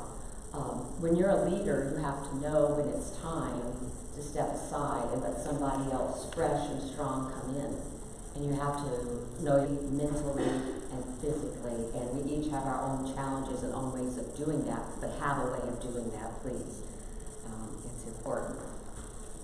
So I retired as my change of command. Again, the end of my career, that last week, we lost Tom Stone from Afghanistan, and then we had a retiree come in to run the fitness test with his friend who was struggling. So he came by my office to say hello. I said, how you doing? And then they went out to the track, and he dropped from a heart attack. So my last day, my last week as TAG, we had 2 funerals. But I'm not saying this to be sad. I'm saying this because I sometimes have to have a 2x4 and hit me on the head. It was time to let somebody else be strong. And it was time for me to channel my energies in other ways. And there are always ways that you can channel your energies. If where you are is not working, either for you or you see those around you, then find another way to channel your energy. So I went to Washington. I started working for FEMA as an assistant administrator for national continuity programs. My daughter at the time was at Tulane in New Orleans, and she would not tell her friends where I worked because this was right after Katrina, and they made it regional. So I couldn't say what I did when I went to see her and visit her. But national continuity programs is not part of the disaster response of FEMA. It's part of the national security piece. And no, it's not all black helicopters. But I was responsible for the training and execution of continuity programs across the federal executive branch, so all the departments and agencies, including DOD, and it was an incredible 2 years. I learned a lot, and I was able to use all my military training and my clearance and everything else to do something for my nation. Always have something that makes you feel that you're contributing. And that's just a picture of me with the secretary at the time. I put shirt off, we'd gone to Mobile because my folks had come up with an integrated alert and warning system for federal purposes, and we were able to let the states piggyback on the backbone of the network so that they could also use it for state emergency warnings in a number of languages, and it was very reliable and protected from electromagnetic bursts. So after that, I formed a team to the degree that we can take technology and new products, new services, and put them where they're needed. And if somebody comes to us and we don't think it's needed or it's not good, we don't do it. And we've been able to help the CSTs, the HERP-Ps. We've been able to help the Intel community with some data programs.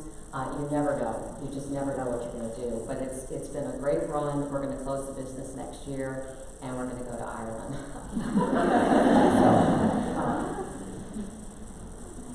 But I'm never far from the issues I care about. And this issue, Senator Gillibrand, for several years, has had an amendment she's trying to get through, and it is the Military Justice Improvement Act. She came within 1 vote in the Senate of getting it passed, and I even was allowed to come in and speak to the Republican senators at a luncheon they have once a week in the Capitol on this, and I couldn't move them. But the reason I supported this, and I also testified in front of the DOD panel about this, the reason I supported this because I believe that when you have as much going on across the services when it comes to sexual harassment and sexual assault, it's the prevention, but it's also the investigation and the adjudication of the allegations. So if you don't, I believe it's a systemic issue, and it's a system issue as much as it is a human issue. Some of it is unintentional, but when it comes to sexual assault, when it comes to attacking somebody, when it comes to violence, That's no longer intrinsic violence, that is a crime, and it's completely unacceptable in our military. And so what her amendment did was take the decision to prosecute out of the commanders and put it with the JAGs, put it with the professional prosecutors in the military, and they're trained. To me, it was like if somebody came to me and said, I need a week off because I'm sick, would I examine them and then determine whether or not they were sick? No, I would send them to the doctor.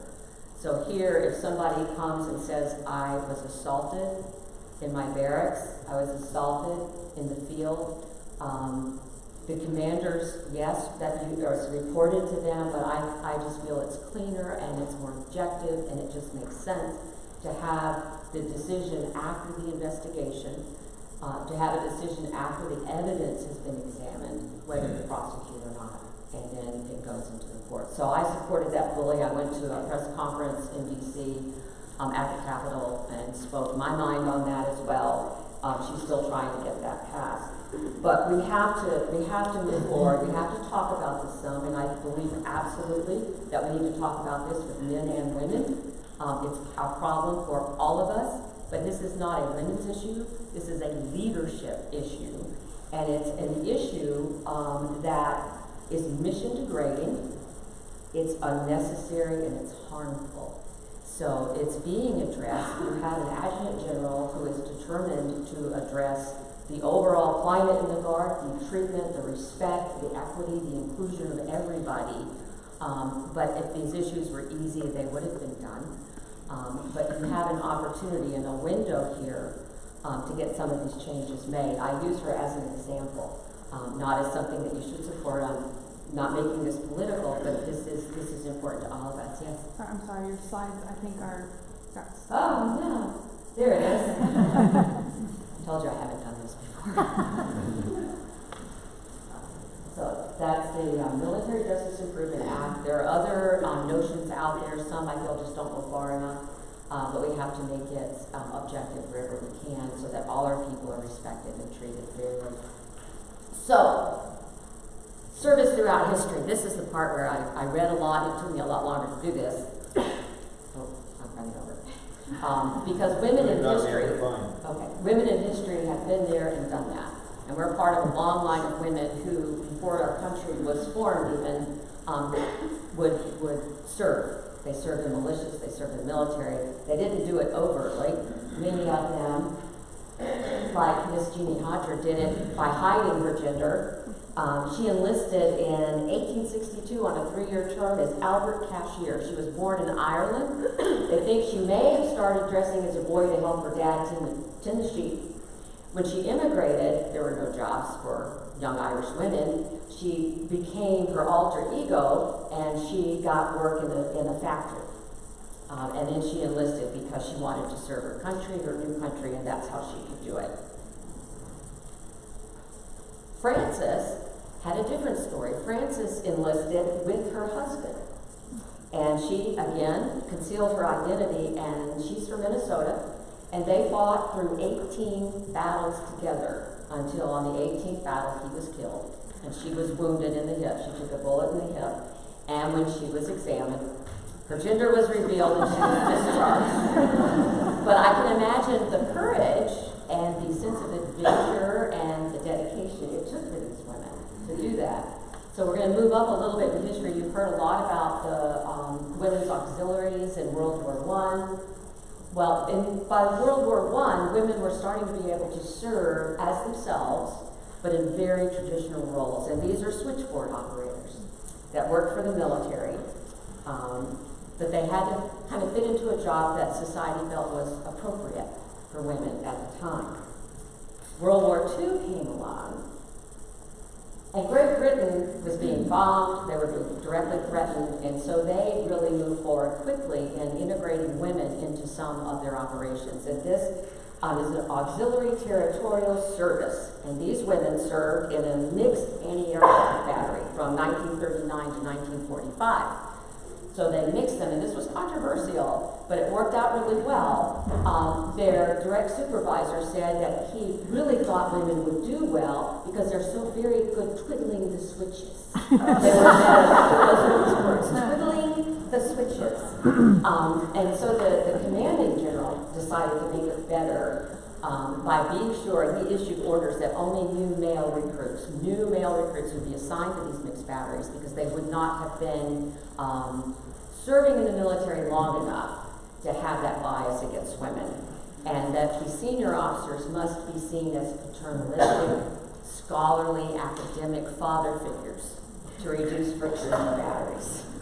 But they made it work because it was a necessity to have women there, and they were far ahead of us in doing so. The woman on the right is Virginia Hall. She's an American. Incredible story. She had one leg, she had a prosthetic leg, but she went over, she ended up working as a radio operator and communicator. She spoke multiple languages for both the British and the American Special Operations Services. The Nazis had her on #1 on their hit list because she was so highly effective in gathering information for them. She came back and was instrumental in forming the CIA. She did what she wanted because she had her purpose, and she created her own mission. Pushing boundaries. They all push boundaries, but some push them more than others. And for the Air Guard in the group, I'm still Air Guard some, so I found a lot about women. Jackie Cochran. I'm hoping you ladies know who Jackie Cochran is. Fascinating. She was an orphan, incredibly poor, got her first pair of shoes when she was 8 years old, functionally illiterate when she left home. She did hairdressing at a beauty parlor in Alabama and then went to a hair salon in New York City. But she learned to fly after she got married, and this was before World War II. So when she saw the winds of war coming, she wrote a letter to Eleanor Roosevelt saying, I think women have a role here. I think we can help our country's response, and we can help men be freed up to fly combat missions and women to be instrumental. It was an uphill fight. She became the first woman to ferry a bomber across the Atlantic, and she did that right before the war started. So she helped create the WASP and the WAFs and all the other acronyms. And Hap Arnold, General Hap Arnold, was her mentor and her advocate. And after the war, I just want to read you this quickly. Frankly, I didn't know, he said, in 1941, whether a slip of a young girl could fight the controls of a B-17 in the heavy weather they would naturally encounter in operational flying. Well, now in 1944, the entire operation has been a success. It is on the record that women can fly as well as men. It was another 30 years before women would ever be allowed in a cockpit again, and another 60 years before they would be allowed back in fighters. But during the war, they flew everything. They were instructor pilots, test pilots, ferry pilots, and where I live, 2 miles from where I live, is Camp Davis, where a large squadron of women in 1944 flew missions along the coast, and they also helped train artillerymen who would fire at the targets they were towing along Topsail Island, where I now walk. Major Jeannie Holm has passed away in 2010. She pushed boundaries because in her role in World War II, a little more traditional, she administered medical companies. She stayed in the reserve after, called up for the Berlin airlift, but she really was focused on opening opportunities to women, which she did.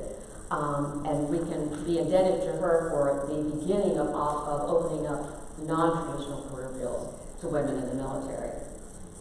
More recently, Major Tammy Duckworth. I know Tammy some. I met her when she was in Washington before she became Senator Duckworth from Illinois. If you know her story, she was shot down in Iraq. She lost both her legs.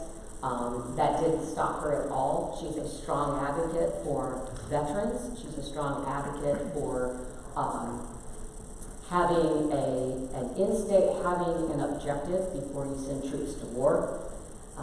Very strong woman. And this is somebody that you ought to know.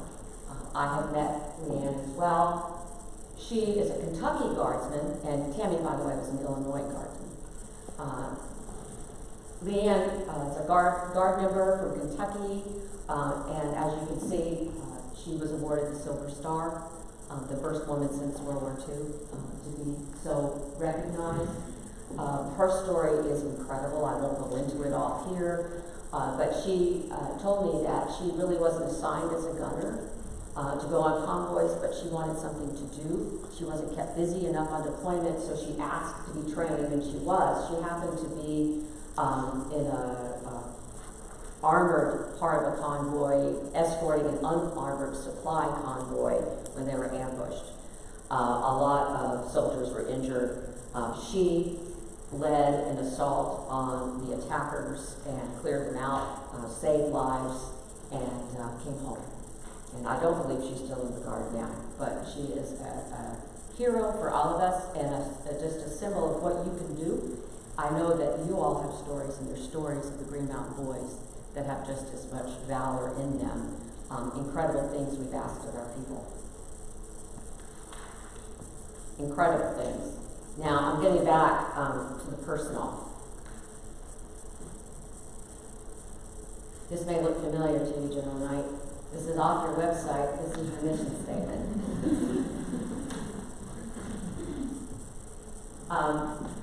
Ready, reliable, relevant, diverse team, innovative, developing our people. That's where it's at. If you know your purpose and you know your mission and you stick to it and you're innovative, you'll get there. I wanted to put that up because I think it's important that you have that mission statement.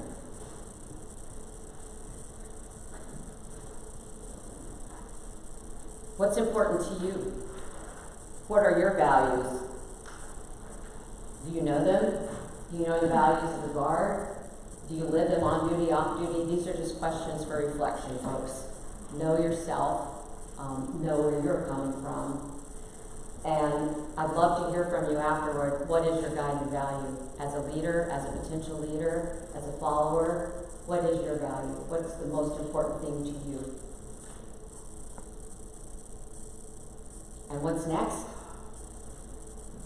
The future is rapidly becoming the present. And I can tell you that you are at a moment in time here where things are changing rapidly because of technology, because we're switching from asymmetric warfare to being able to face our peer competitors, China, Russia. We are changing the face of our military and our military response. We're able to do that because of some more incredible people. This is West Point graduate. This young woman, this Captain Heiger, I believe her name is, was flying security for an insertion of forces into an objective on the eastern border of Afghanistan with Pakistan. Special forces were going in. So she was flying in Apaches, and they took the utility helicopters in, dropped the troops off. The Chinooks went back to refuel. They stayed to fly over site. And when it came time to pick the troops up, the ops force had figured out the routine. So as soon as the heavies came in to pick up the troops, they heard the engines, they popped up from where they had been hidden all around the objective and started opening fire. She said she'd never seen anything like it. So the other Apache was damaged. The Chinook was damaged, but the pilot thought he could get it off the ground again. So they took their Apache, she took her Apache and flew it between the fire and between the Chinook so that they could get the soldiers loaded and get them out of there. They all made it back. They limped back, heavily damaged, and she was awarded the Air Medal, and then West Point gave her another medal. Again, a woman doing what is still considered a slightly non-traditional job, but knowing her purpose and knowing her mission. And that's an F-35 pilot who's a woman. You can't see it, but it is. It doesn't matter. It doesn't matter if it's a man or a woman. It's an F-35 pilot. But if you're an F-35 pilot, I would say enjoy it while you can, because our future may look very different. And actually, this is an unmanned, disposable fighter that the Air Force is planning to deploy along with fighters. So it's a mix right now that they're envisioning in the future. But when we're talking robots, when we're talking artillery that has 1,000-mile standoff capability, how we define requirements for missions, how we define requirements for soldiers and airmen and Marines is also going to change, and you are right at the beginning of those major changes. It starts with the PT test and being defined by career, but it's coming, and it's coming sooner than you think. Always personal. If there's one thing I want you to take from this day, it would be what I would want to take from it. And it's that I am the guard.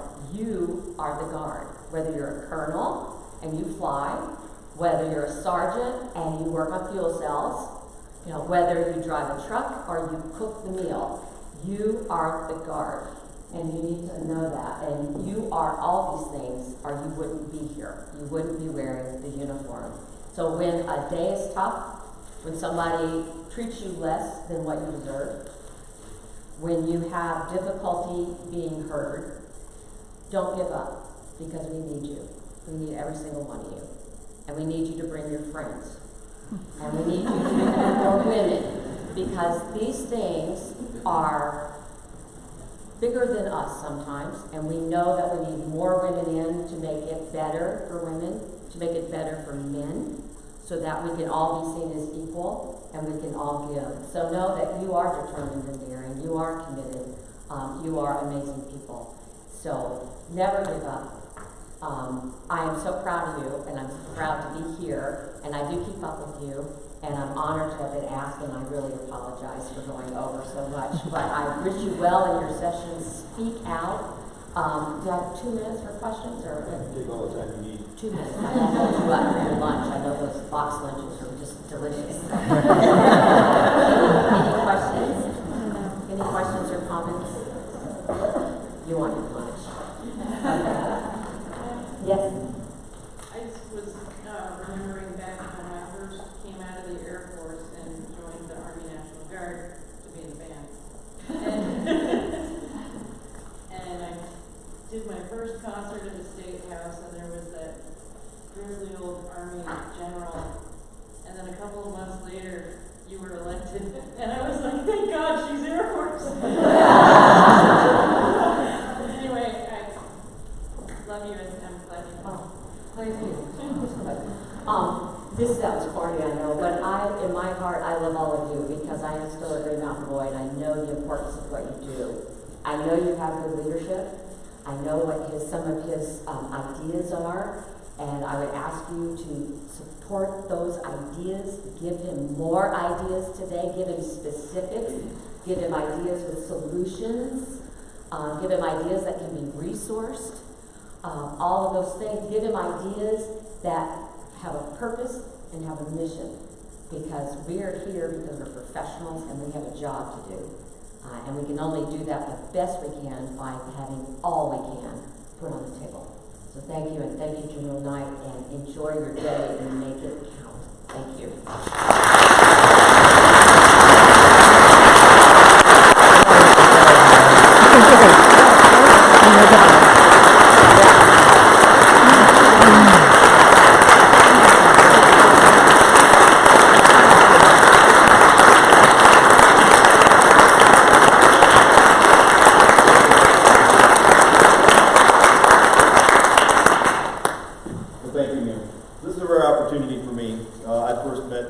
General Rainville, and I was an E5 in security forces in the Air Guard, and I remember I think we were flying to Alpena. Yeah, and maintenance and security got along so well. Yes. But I just had a tremendous amount of respect for you and everything you've done for us, the foundation that you've given us, and kind of the way ahead. We're going to grow from that. And as I mentioned yesterday, thank you for continually giving to us. Welcome home. So, I got my coins.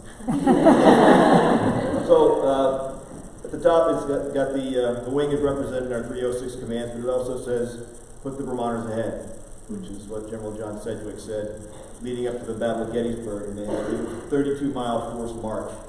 He said, put the Vermonters ahead to keep the column well closed.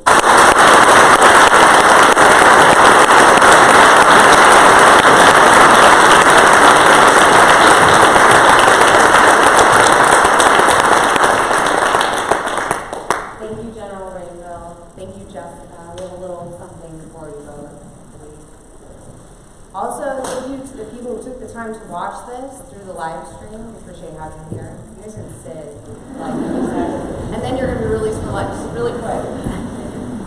Okay, at this time, we're going to begin to move towards our small group classrooms that you received during registration. On your way out, please make sure you collect your bag lunches. You're going to eat them in the classrooms. And also, I see some of the facilitators up front, so they're going to be holding up signs for your classrooms right out in front of this building, so that you just might take them a second to get out and hold up their signs. Thank you all for your attention this morning. We are eager to hear what your work this afternoon will produce. In the afternoon, we're going to conclude with question and answers with General Knight. So if you have a question, a burning question, and you want to put that on the Slido app, you're welcome to do that. Also, there's a new survey in the Slido, so if you get a minute, go on there. We're hoping to get that completed before the end of today, so just look at it. I'm sure you'll get a little break in your small groups. With that, thank you, enjoy lunch, and we'll see you in the classrooms.